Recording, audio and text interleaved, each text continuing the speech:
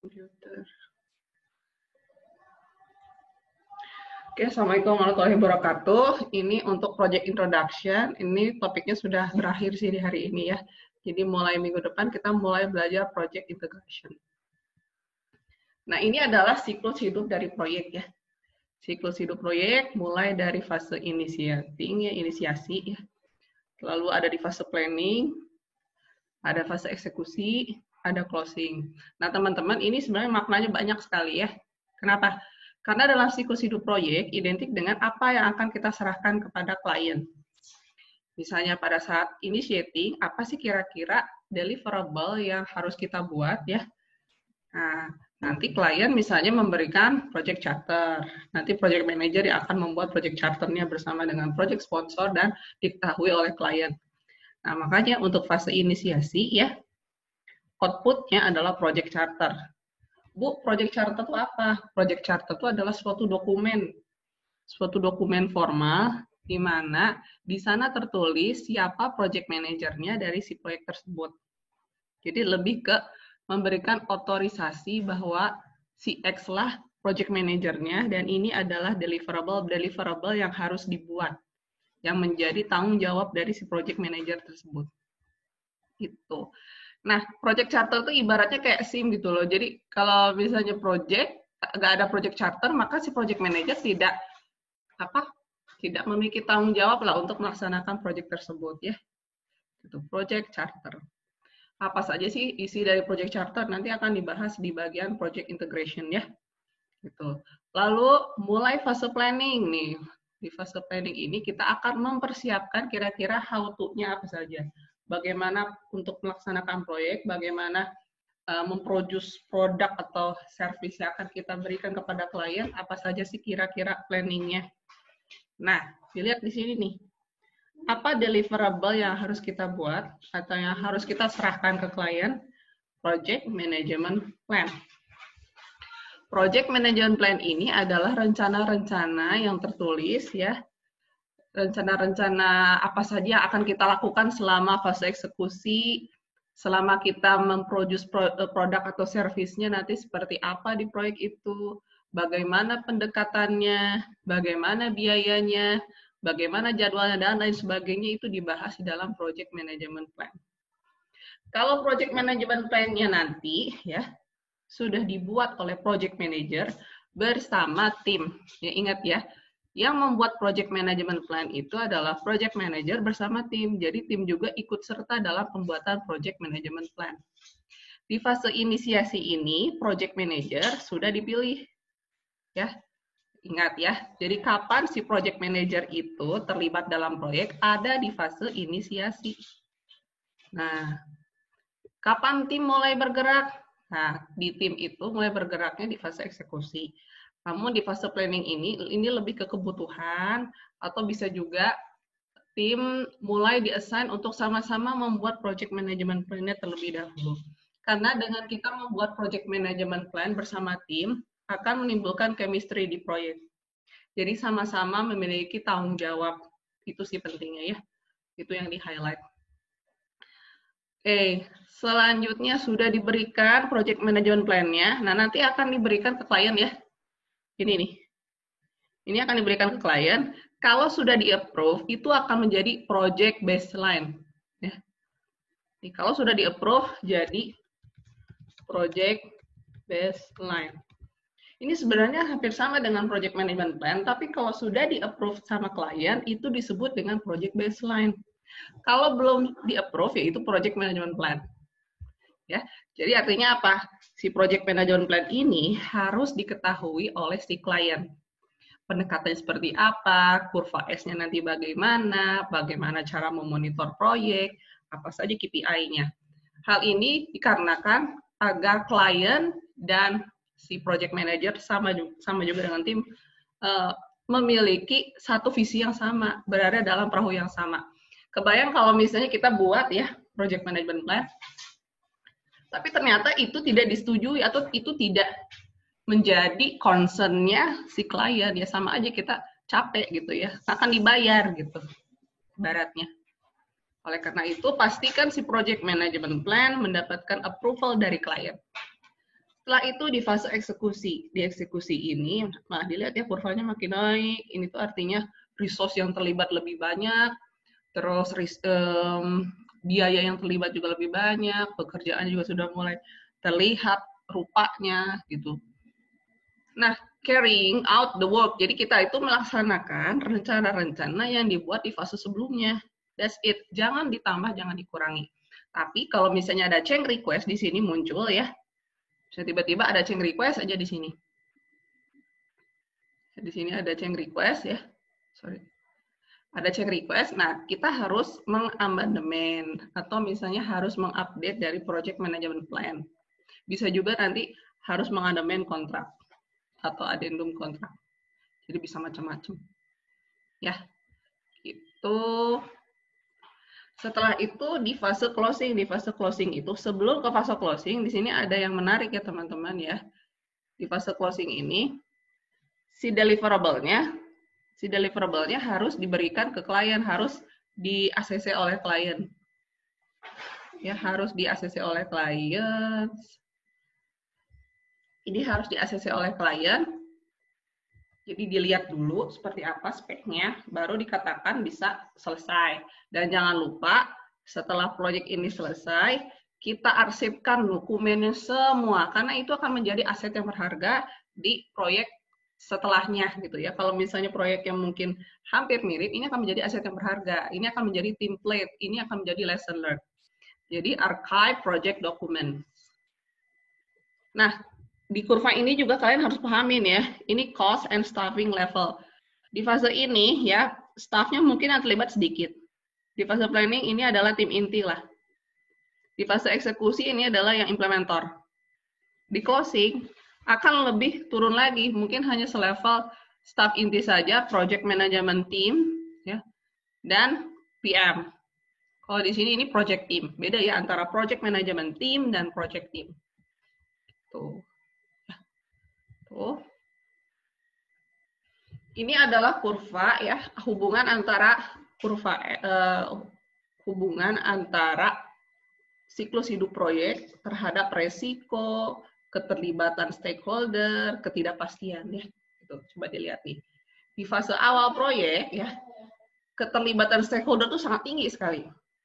Kan kita mau merumuskan, kita tuh mau buat apa, mendefinisikan ruang lingkup proyek itu bagaimana. Jadi keterlibatan stakeholder inti yang terdiri dari owner dari proyek, sponsor ya, terus program manager mungkin akan terlibat, project manager itu akan semakin banyak pengaruhnya. Nah, setelah mulai mengerucut nanti, oh kita mau ngerjainnya ABC saja gitu ya. Makin lama makin terlihat ya, keterlibatan stakeholder, resiko, ketidakpastian akan semakin menurun. Karena kita sudah tahu apa yang kita tuju, apa yang akan kita produce gitu. Namun, kurva ini berbanding terbalik dengan cost of change. Biaya proyek awal belum ada apa-apa ya, belum terlibat apapun, tapi ketika sudah mulai eksekusi proyek, biaya akan membengkak lah, makin lama makin besar gitu, senilai dengan nilai kontraknya proyek gitu. Ya, ini pahamin betul. Kurva ini paling sering keluar di ujian sih gitu, ujian sertifikasi ya. Kapan keterlibatan stakeholder itu meningkat atau ketidakpastian proyek itu berada pada fase apa gitu. Resiko paling besar itu ada di fase awal ya. Ketidakpastian paling besar di fase awal. Keterlibatan stakeholder juga paling besar di awal, itu artinya. Tapi makin lama makin menurun karena kita sudah tahu apa yang mau kita kerjain. Sekarang siklus hidup proyek. Nah, siklus hidup proyek itu ada 3 teman-teman. Ya, plan driven, change driven, sama hybrid. Apa sih bedanya ya? Nah, kamu pernah dengar agile nggak? Nah, agile itu sebenarnya adalah change driven. Itu semuanya tuh kita yang ngomongin agile. Ini Indonesia lagi agile. COVID agile gitu. Jadi ya itu sudah makanan sehari-hari lah agile. Ya, jadi kedepannya teman-teman kita harus siap terhadap perubahan-perubahan. Makanya ada siklus hidup proyek agile.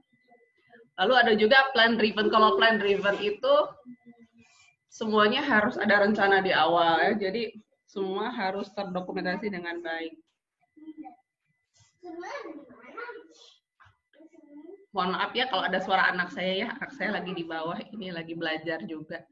Terus yang hybrid ini adalah gabungan dari plan driven sama change driven.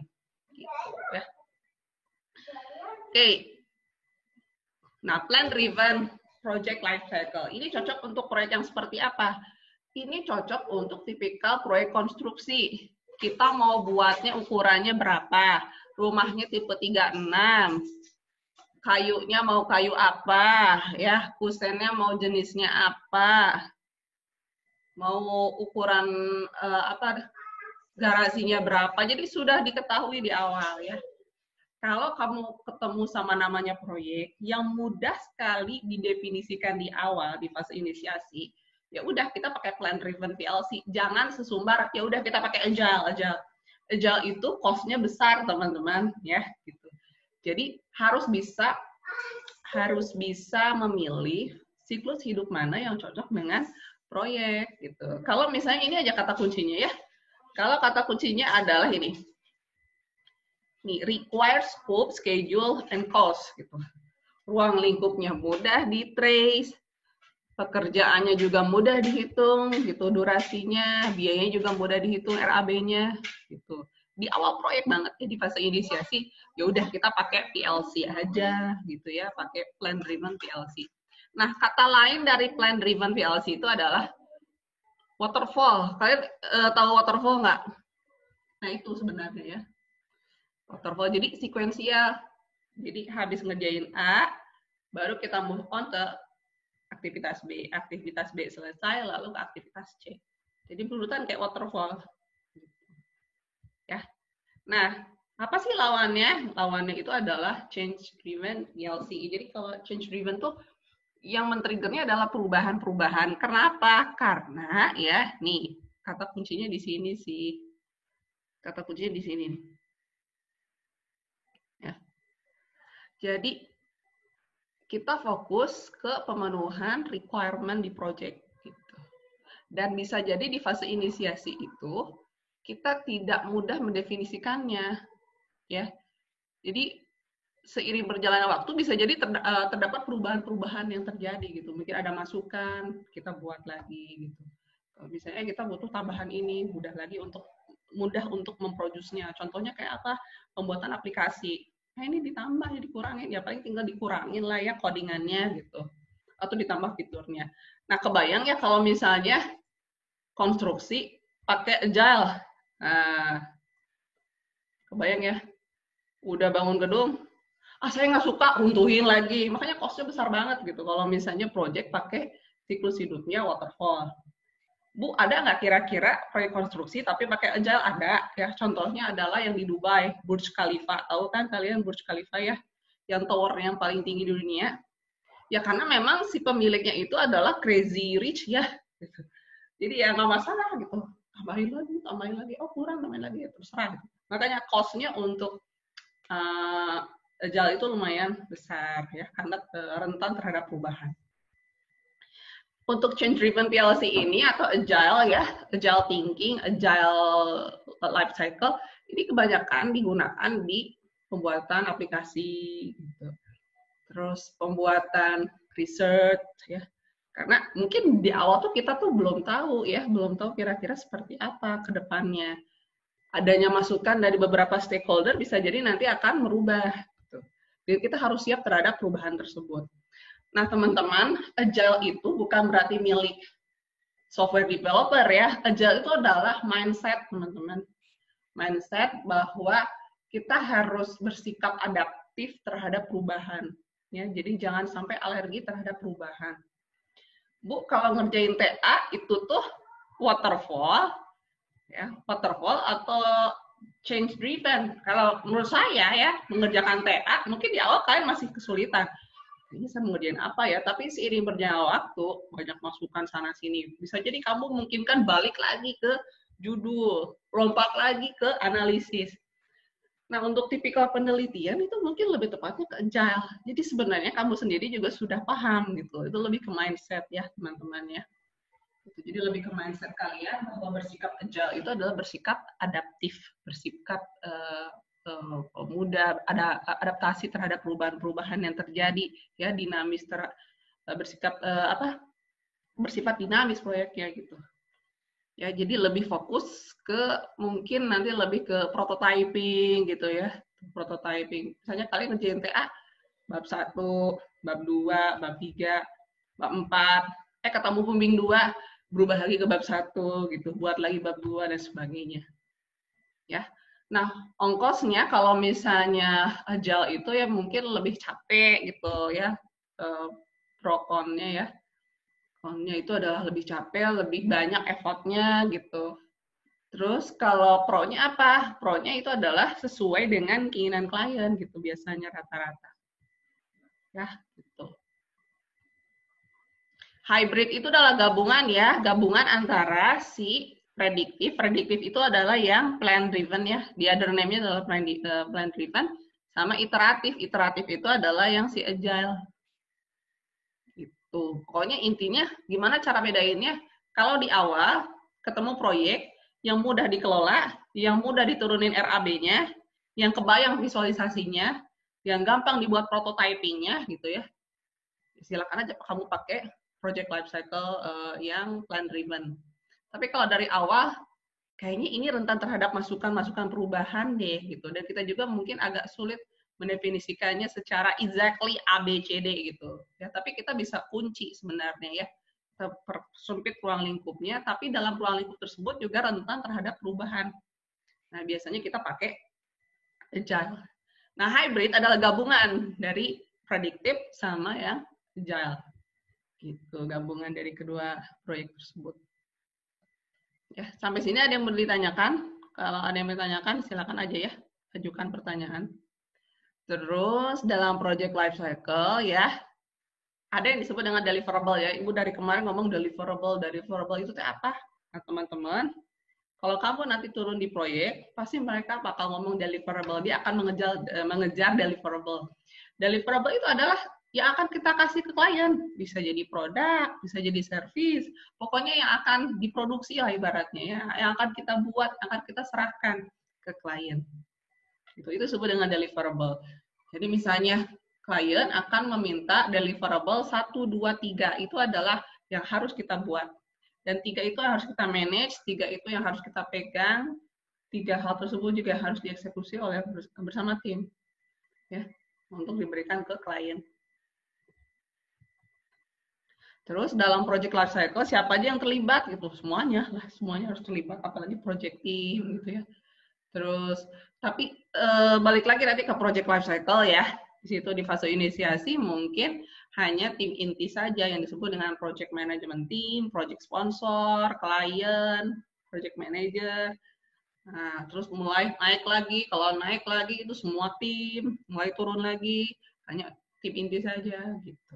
Jadi di awal project kita start, kita harus identifikasi siapa saja stakeholder yang terlibat.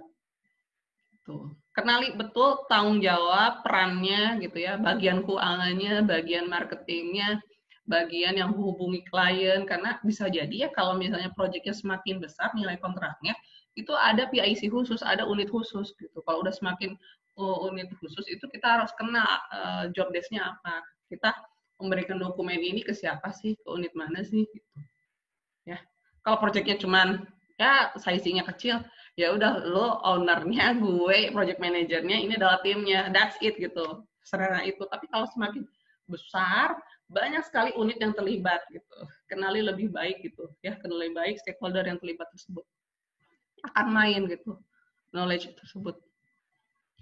Terus bagaimana cara mengendalikan atau misalnya bagaimana memantau kira-kira deliverable mana yang sesuai dengan keinginan klien. Nah, cek aja nanti project charternya bagaimana, kontraknya mana. Gitu.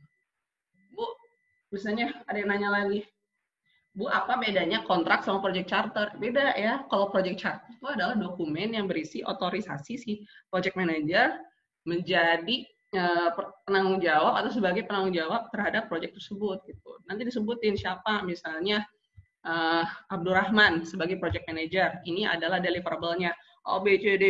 jadwalnya misalnya dalam kurun waktu 5 bulan gitu. KPI-nya apa, milestone-nya apa, resiko utamanya apa, dan lain sebagainya. Nah, kalau kontrak itu jauh lebih detail banget ya.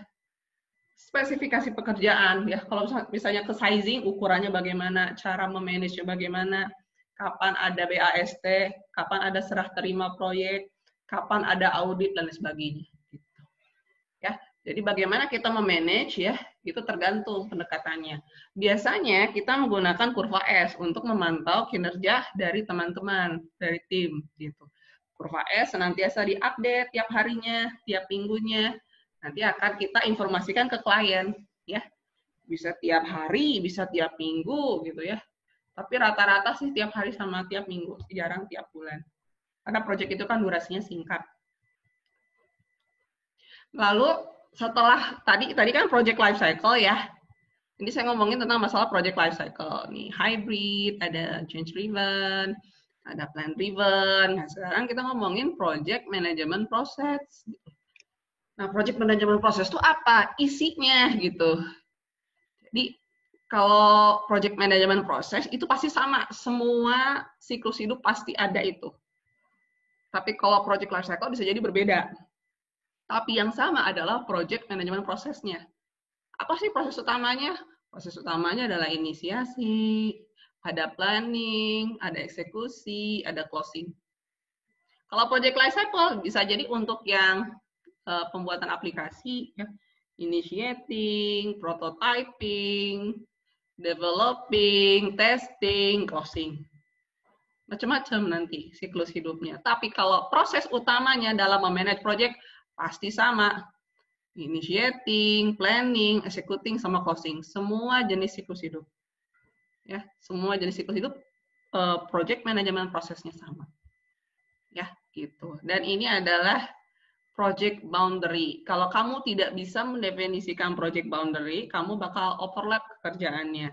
Kamu bakal capek kerjanya. Terus kamu juga dibayarnya nggak sesuai dengan effort kamu. Makanya project manager harus pinter-pinter ya mengejar project boundary.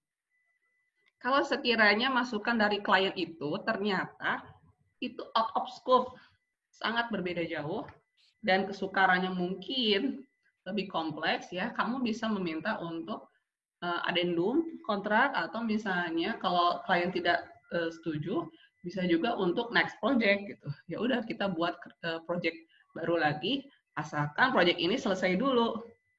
Exit one pass ya, end project, kita ketemu lagi yang seperti ini, tapi untuk project yang berikutnya gitu loh. Paham ya? Gitu. Jadi untuk setiap fase bisa jadi ya. Nih, di fase inisiasi ya, di fase inisiasi ada project nih, ada project fase inisiasi gitu. Nah, di dalam fase inisiasi pasti ada ini lagi, initiating, planning, executing, closing. Sekarang project persiapan, project untuk eksekusi, project untuk closing. Itu kalau misalnya memang projectnya itu sangat besar dan kita bagi per fase. Gitu. Ya bisa jadi kayak seperti COVID-19 sekarang ya. Sekarang fase apa dulu nih? Initiating ya, vaksin, di planning, kita mulai ada initiating, planning, closing lagi untuk beberapa project atau KPI tertentu. Misalnya untuk initiating sekarang lebih ke persiapannya.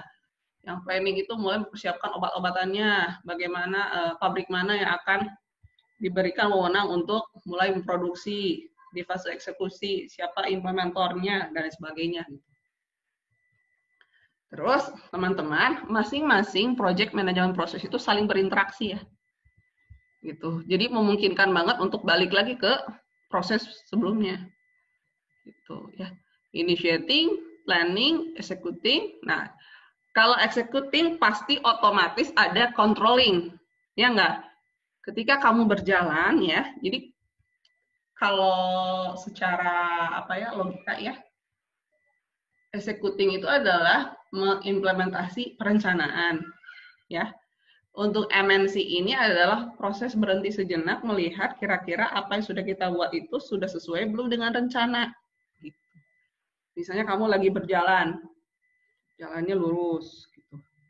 Nah, kamu lihat lagi ya, kamu lihat lagi, berhenti dulu, cek ya, kira-kira kamu jalanannya yang kamu jalan itu, yang kamu lalui lurus enggak?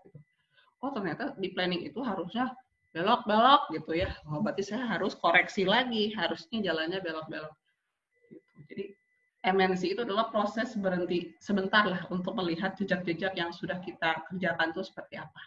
Kalau misalnya ada yang salah, segera dikoreksi. Gitu. Setelah itu ya, ketika deliverable sudah selesai, sudah semua diserahkan, kita bisa masuk ke fase closing. Sebelum ke fase closing, ada MNC lagi ya, monitoring, controlling dari si klien datangnya.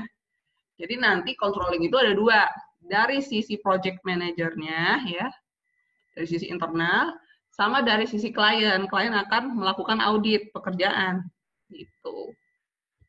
Ya. Jadi ini project life cycle bisa jadi berbeda ya. Ya. Di fase inisiasi bisa jadi namanya beda gitu ya. Di fase planning atau itu developing gitu ya. Di fase eksekusi adalah implementing. Macam-macam lah penamaannya. Tapi proses manajemen proyeknya selalu sama. Initiating, planning, executing, MNC, and closing. Kamu bakal ketemu di project ya. Bakal ketemu istilah-istilah tersebut di project dan melihat oke, berbeda-beda ternyata siklus hidup proyek. Namun yang sama adalah si prosesnya. Oke, sekarang untuk yang prediktif. Kalau yang prediktif itu tadi apa? Ya, mudah diketahui di awal ya. Nah, biasanya ya kita menggunakan yang pada umumnya sajalah ya, pakai waterfall gitu. Nah, kalau misalnya di project aplikasi mungkin ya, software developing mungkin nanti siklus hidupnya adalah research, design, code, test, transition gitu ya siklusnya. Tapi prosesnya pasti sama ini. Di riset ya, di tahap inisiasi harus ngapain nih gitu. Di tahap planning apa nih? Di tahap executing apa nih gitu. MNC dan closing. Jadi sama prosesnya. Ada proses ini di dalamnya. Kita harus membuat rencana, kira-kira apa saja. Di fase eksekusi mungkin lebih designing sama coding gitu. MNC itu adalah testing di dalamnya. Dan termasuk juga transition. Dan di tahap closing itu kita harus memfinalisasi deliverable-nya semua yang diinginkan oleh klien. Bukan aplikasi ya, pembuatan aplikasi, IS dan sebagainya itu apakah harus pakai agile? Enggak lah ya. Kalau sekiranya mantep ya, mantep pakai waterfall juga nggak apa-apa, silakan aja. Dan tapi rata-rata ya, rata-rata di luar ya, ada salah kaprah sih menurut saya, ada salah kaprah gitu. Jadi dipaksakan harus agile. Padahal agile itu kan artinya fleksibel ya. Nggak boleh kita tuh mendewakan satu metode. Itu aja. Ditanamkan aja ke benak kalian ya. Being agile itu harusnya independen. Bisa jadi kamu pakai pendekatannya A. Berikutnya pakai pendekatan B. Pakai pendekatan C. Nah, itu adalah agile. Jadi lebih ke mindset kita. Kita mau reaching a mountain ya. Mungkin kita lari. Esoknya kita naik mobil. Besoknya kita naik sepeda, seperti itu. Bisa jadi bergonta-ganti gitu. Ya, teman-teman ya. Jadi, being agile itu harus bersikap independen. Kamu bisa pakai metode apapun gitu ya. Kalau pakai metode waterfall kan berarti jadi hybrid gitu ya. Seperti itu. Ya. Beberapa case yang saya temui, ada anak yang, Bu, saya dipaksa agile gitu. Saya sendiri juga merasa ini kalau pakai waterfall juga aman-aman aja sih gitu ya. Nah, itu menurut saya mindset yang salah gitu ya. Gitu. Jadi being agile itu ya kita tidak boleh mengkultuskan atau menomorsatukan metode tertentu. Gitu. Kalau agile harus pakai ini, agile harus pakai Scrum gitu ya, dan sebagainya. Enggak ya gitu ya. Jadi pelajari dulu karakteristik proyeknya itu aja sebenarnya ya. Dan menjadi project manager harus bersikap adaptif sebenarnya, bersikap adaptif, bersikap terbuka terhadap perubahan ya. Kalau sekiranya yang mempannya bersifat manual, yang apa-apa manual ya. Kalau pendekatannya mungkin pendekatan informal, formal ya seperti itu. Yang jelas bagaimana caranya ya project itu selesai tepat waktu, deliverable juga sesuai dengan keinginan klien. Oke, nah ini yang agile. Yang agile itu bisa jadi di tahap visibility ada proses ini. Kebayang ya? Jadi fase visibility itu harus sesuai dengan keinginan klien. Jadi prinsip agile itu adalah semua harus dibalikan lagi ke klien. Jadi ke klien fokus lah kurang lebih ya.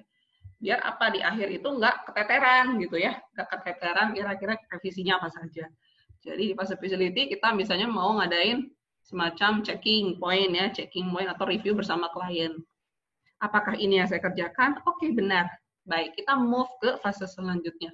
Fase planning. Di fase planning ya, we conduct initiating, planning, executing ya, MNC dan sebagainya. Ada lagi. Untuk memastikan planning yang kita buat itu sudah sejalan dengan apa yang dipikirkan oleh si klien. Kata klien, oke, go ahead gitu ya, silakan. Kita move on lagi ke fase desain. Di desain juga ada seperti ini. Biasanya ini yang babak belur sih di desain sama production. Oh ini nggak sesuai, balik lagi bisa jadi. Dan lain sebagainya. Nah untuk proyeknya besar ya, bisa jadi ini memungkinkan ya, siklus hidup ini dan pendekatannya yang seperti ini gitu.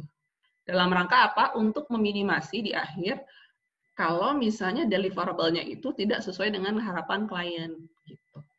Ya.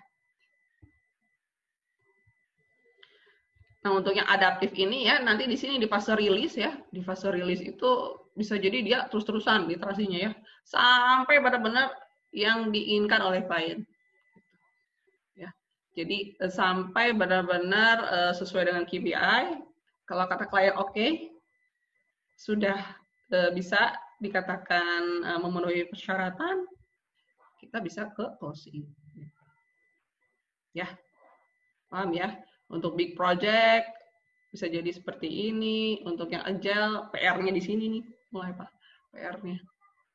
Mungkin di fase visibility juga bisa memungkinkan adanya semacam iterasi, initiating, release, tapi yang mungkin kenanya ya di fase ini nih, di mana si wujud akhir dari si project itu sudah mulai terlihat ya, walaupun tidak secara sempurna, tapi di sana dia bisa dinilai oleh si klien. Nah teman-teman, Bu, saya ngelihat di project ya siklus hidupnya nggak bentuknya seperti ini mulus gitu ya, kayak Genta. Ya, awalnya seperti ini ya, memang realitanya seperti itu ya, bisa jadi berubah-berubah. Awalnya begini, ternyata balik lagi ya, bisa jadi naik lagi ke atas dan sebagainya ya. Jadi bentuknya mungkin seperti ini, overlapping. Di fase initiating gitu ya, kita bisa mencuri start lebih awal, planning juga bisa lebih digeser gitu ya. Untuk apa? Supaya bekerja lebih cepat gitu. Di eksekusi juga digeser. Itulah interaksinya ya, interaksinya satu sama lain dari masing-masing proses ya. Pokoknya intinya gimana? Si closing pada saat finishing semua sudah beres gitu. Pada saat pelaksanaan mungkin nanti kamu berjalan, jogging, lari-lari maraton, naik sepeda, yang penting nanti closing semua beres. Gitu. Nah itu prinsipnya agile sih menurut saya ya. Gitu. Jadi jangan kalian menomorsatukan metode bahwa ini itu yang terbaik, enggak ya. Cari metode yang sesuai sebenarnya ya. Gitu. Oke, sekarang apa sih alasan-alasan kita memasuki fase initiating? Nah, di fase initiating ini yang harus kita butuhkan. Pertama adalah business need. Kira-kira apa sih reasoningnya mengapa kita butuh proyek ini gitu. Reasoningnya harus kuat, business need-nya harus ada. Kalau business need itu mungkin ibaratnya kalau proyek ini menguntungkan gitu ya, mungkin dianalisis kelayakannya, apakah proyek ini menguntungkan nanti dari sisi stakeholder, dari sisi finance, dari sisi hukum, dari aspek lainnya, manfaat dan sebagainya ya. Gitu. Ya, jadi pastikan memang business need-nya itu ada. Setelah itu, project initiating ya bisa jadi kita starting project initiating karena memulai project baru gitu ya. Jadi pada saat pelaksanaan proyek tiba-tiba ada request dari klien, oh ternyata out of scope, mending next project aja deh. Ya udah, ya we create new project after the previous project end gitu ya. Kita harus selesai dulu baru kita starting the new chapter. Terus project terlalu banyak masalah, mungkin project scoping-nya ada masalah di sana, mungkin pada saat pelaksanaan tiba-tiba IF-nya muncul ya, lagi COVID seperti ini ya, pasti beberapa proyek mungkin agak struggle di sana ya. Jadi kita harus evaluasi kembali, ini sebenarnya proyeknya menguntungkan nggak sih gitu, apa kita harus terminate aja gitu ya, seperti itu. Selanjutnya ini reason for entering the project planning. Initiating sudah diketahui. Ingat ya, di fase initiating, apa sih keywordnya? business need-nya sudah ada, dan nanti output-nya adalah project charter gitu ya. Output-nya adalah project manager sudah di-assign. Ya, itu ciri khasnya. Di fase planning ya, project initiating ya, itu sudah komplit dokumennya semua ya. Project manajernya sudah diselect ya. Sudah project charter sudah ada, project manager juga sudah ditentukan gitu ya. Terus bisa jadi dia ya, kita masuk ke fase planning karena ada perubahan dari klien gitu. Ya kalau misalnya pakai agile ya kita bisa jadi ya harus merubah kembali project planning-nya gitu. Jadi nanti di fase eksekusi balik lagi ke sini. Ya. Terus pada saat audit ya ternyata ada masukan dari klien dan ternyata major ya, we have to update project planning again. Nah, jadi masukan dari MNC ya. Kalau saya ngomongin MNC itu adalah monitoring and controlling. Di fase MNC, di fase eksekusi ada masukan, ada CR. Apa sih CR? CR itu adalah change request ya. Jadi biasanya terms itu yang digunakan di dalam proyek. CR dong, CR. Oke, change request. MNC adalah monitoring and controlling. Jadi ke fase planning itu karena memang ada CR dari executing sama MNC, itu ya singkatnya. Sekarang apa sih reasoningnya why we enter the project execution ya? Karena memang project planningnya sudah well defined, sudah accept by client gitu ya. Jadi sudah accepted by client, jadi sudah diterima, di-ACC oleh klien. Oke, pendekatan kamu benar, ini bisa dieksekusi, silakan. Gitu. Kita mulai masak ibaratnya di sini, kita mulai produksi. Nah, bisa jadi di project executing ini ya, karena ada CR ya. Kalau ada CR, jadi memang ada perubahan-perubahan yang harus diimplementasikan. Kurang lebih itu ya. Oke. Lalu reasoning, kita masuk ke fase MNC. Banyak banget di sini ya. Kenapa? Karena ya project nggak mungkin lah ya, nggak ada CR, rata-rata ada lah. Entah apanya pasti ada lah gitu. Ya, kita masuk ke fase MNC karena memang ada permintaan perubahan. Nah, di permintaan perubahan ini harus direview gitu. Ya, apakah layak untuk dieksekusi atau tidak gitu ya. Jadi harus didiskusikan oleh project manager bersama tim gitu. Misalnya klien mintanya ada tambahan nih, ada tambahan deliverable 6 gitu. Kira-kira memungkinkan nggak untuk ditambahkan di dalam kontrak gitu. Nah, nanti si project manager harus mendiskusikan bersama project sponsor, bersama tim juga apakah memungkinkan untuk dilaksanakan gitu. Seperti itu. Jadi beberapa CR yang di-request oleh klien mungkin akan ditampung dulu untuk didiskusikan, jangan langsung diimplementasi gitu ya. Ingat ya, justru you have to resistant ya, kamu harus resisten terhadap CR sebenarnya, jangan semuanya karena kamu orangnya baik, ya udah yuk kerjain, capek sendiri gitu loh. Jadi ya balikin lagi aja ke kontrak. Kalau misalnya itu peluang ya, peluang bagus, ya silakan aja didiskusikan gitu ya. Apakah nanti ada belum, apakah nanti proyeknya nilainya berubah gitu ya, nilai kontraknya. Tapi kalau sekiranya nilai kontraknya berubah, tapi pengen ditambahin, nah itu harus didiskusikan. Apakah karena kita memang punya tujuan baik gitu ya, ya udahlah kita kerjain aja ya. Ataukah memang misalnya ya enggak gitu, karena ini sudah masuk ke dalam ranah man per day gitu ya, man day-nya gitu. Jadi ada cost-nya, extra cost-nya. Jadi every single change request itu harus dievaluasi. Dah itu aja. Ya. Terus kalau misalnya pada fase eksekusi ya, fase eksekusi sebelumnya nih, ternyata banyak sekali beberapa yang defect. Ya, ada yang defect, ada yang fail. Nah, nanti di fase MNC ini akan dinilai gitu. Ya, yang defect-nya apa? Terus membutuhkan corrective action nggak? Gitu, membutuhkan segera revisi nggak? Jadi akan dinilai.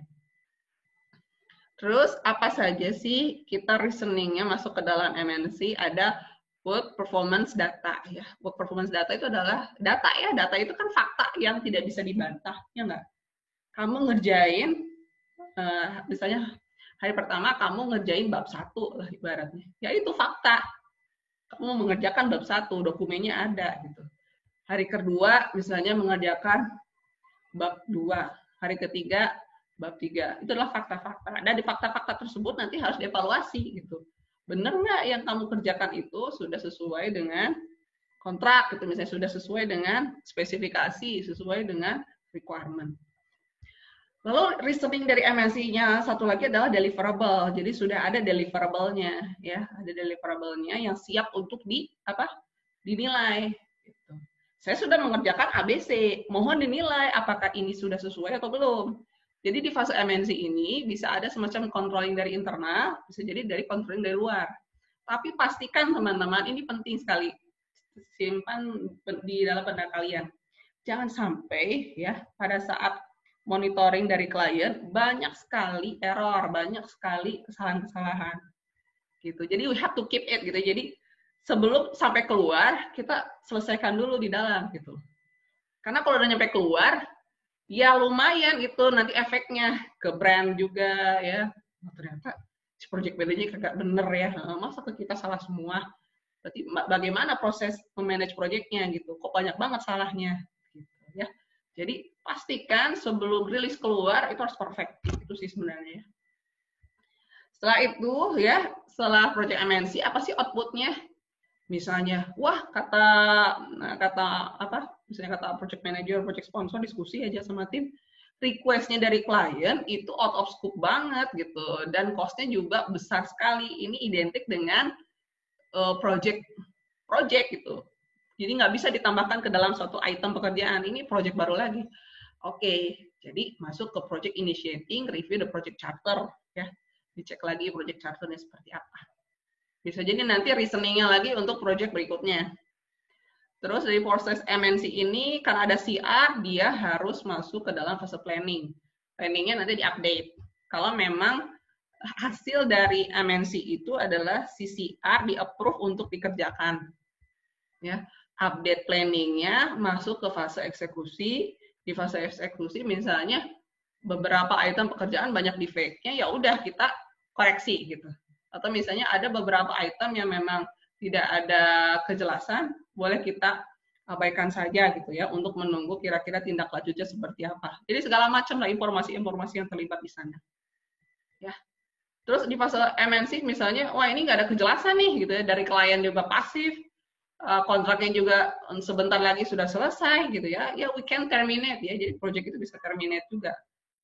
Kalau misalnya memang tidak ada kejelasan dari salah satu pihak gitu ya. We can request to terminate the project. Sekarang mulai fase closing. Nah, ini fase yang paling menyenangkan di antara semua siklusnya kan apa? Ntar lagi gue dapat duit gitu ya. Ntar lagi kita happy, ntar lagi kita party gitu ya. Karena apa? Semua sudah selesai pekerjaan gitu ya. Karena kan di project itu under pressure-nya lumayan ya. Ya inilah saat kita memetik hasilnya gitu ya. Jadi reasoningnya apa? Fase projectnya itu komplit ya. Projectnya juga sudah selesai, atau bisa jadi ya karena nggak ada kejelasan ya, nggak ada kejelasan, apalagi situasi COVID seperti ini, tiba-tiba pendanaan benar-benar di lock ya, tidak ada lagi pendanaan untuk project, ya udah project can be terminated gitu. Ya sudah langsung aja closing. Kita ukur lagi apa yang sudah dikerjakan, kita bayar ya, kita bayar apa yang sudah mereka kerjakan. Balik lagi ke kontrak. Gitu. Udah teman-teman. Sampai di sini dulu aja, ada yang mau ditanyain?